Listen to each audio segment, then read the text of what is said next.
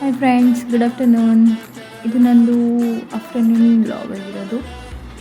ಏನು ಮಾಡ್ತಾಯಿದ್ದೆ ಅಂದರೆ, ನಾನು ರೈಸ್ ಒಂದು ಕ್ವಿಕ್ ರೆಸಿಪಿ ಮಾಡ್ತಾಯಿದ್ದೆ. ಬಿಸಿ ಏನಿಲ್ಲ, ಸಿಂಪಲ್ಲಾಗಿ ಸ್ವಲ್ಪ ಎಣ್ಣೆ ಹಾಕಿ, ಆಮೇಲೆ ಸ್ವಲ್ಪ ಜೀರಿಗೆ ಸಾಸಿವೆ ಹಾಕಿ, ನಿಮಗೆ ಬೇಕಾದರೆ ಹಾಕಿ, ಇಷ್ಟ ಇಲ್ಲ ಅಂದರೆ ಸ್ಕಿಪ್ ಮಾಡ್ಬೋದು, ಆಪ್ಷನಲ್. ಯಾವುದು ಕೂಡ ಆದರೂ ನಿಮಗೆ ಇಷ್ಟ ಇದ್ದರೆ ಹಾಕ್ಬೋದು, ಇಲ್ಲ ಅಂತ ಇಲ್ಲ.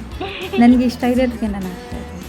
ಓಕೆ ಫ್ರೆಂಡ್ಸ್, ಆಮೇಲೆ ಇದಕ್ಕೆ ಬೆಳ್ಳುಳ್ಳಿ ಮತ್ತು ಕರಿ ಲೀವ್ಸ್ ಇದೆ, ಅದು ಕೂಡ ನಾನು ಹಾಕ್ತೇನೆ. ಹಾಕಿ ಚೆನ್ನಾಗಿ ಮಿಕ್ಸ್ ಮಾಡ್ಕೊಳ್ಳಿ. ಆಮೇಲೆ ಅದು ಗಾರ್ಲಿಕ್ ಇದೆಯಲ್ಲ, ಅದ್ರದ್ದು ಸ್ವಲ್ಪ ಫ್ಲೇವರ್ ಬರೋ ಮಟ್ಟ ಫ್ರೈ ಮಾಡ್ಕೊಳ್ಳಿ. ಫ್ಲೇವರ್ ಬಂದ ತಕ್ಷಣ ಆಮೇಲೆ ಟೊಮೆಟೊ ಮತ್ತು ಆನಿಯನ್ ಕೂಡ ಹಾಕ್ಕೋಬೋದು. ಚೆನ್ನಾಗಿ ನಾನು ಫ್ರೈ ಮಾಡ್ಕೊತೇನೆ, ಯಾಕಂದರೆ ಅದು ಗಾರ್ಲಿಕ್ದು ಫ್ಲೇವರ್ ಬರಬೇಕಲ್ಲ, ಚಲೋ ಅನಿಸ್ತದೆ ಗಾರ್ಲಿಕ್. ನೀವು ಕೂಡ ಟ್ರೈ ಮಾಡಿ. ಟೊಮೆಟೊ, ಆನಿಯನ್ ಮತ್ತು ಕರಿ ಲೀವ್ಸ್ ಮತ್ತು ಗಾರ್ಲಿಕ್ ಹಾಕಿ, ಸ್ಪೈಸಿ ಆದರೆ ತುಂಬ ಟೇಸ್ಟಿ ಆಗ್ತದೆ. ಬಟ್ ನನ್ನ ಪಾಪುಗೆ ಸ್ಪೈಸಿ ಆದರೆ ತಿನ್ನೋದಿಲ್ಲಲ್ಲ ಅಂತ ನಾನು ಕಮ್ಮಿ ಸ್ಪೈಸಿ ಹಾಕ್ತೀನಿ.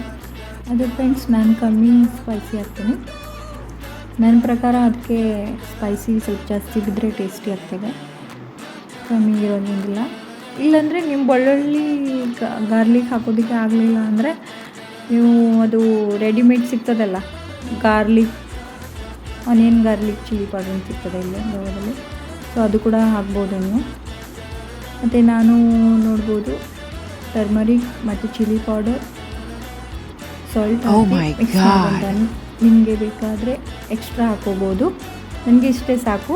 ಸ್ಟೋನ ಎಲ್ಲ ಹಾಕಿ ಮಿಕ್ಸ್ ಮಾಡ್ಕೊಂಡು, ಮತ್ತು ರೈಸ್ ಹಾಕಿ ಬಿಸಿ ಮಾಡ್ಕೊತಾನೆ. ರೈಸ್ ಹಾಕಿ ಬಿಸಿ ಮಾಡ್ಕೊಂಡೆ. ನಾನು ಅದು ಮೊಸರು ಮತ್ತು ಸ್ಪ್ರೌಡ್ ಮೂಂಗ್ ಇತ್ತು ನಾನು.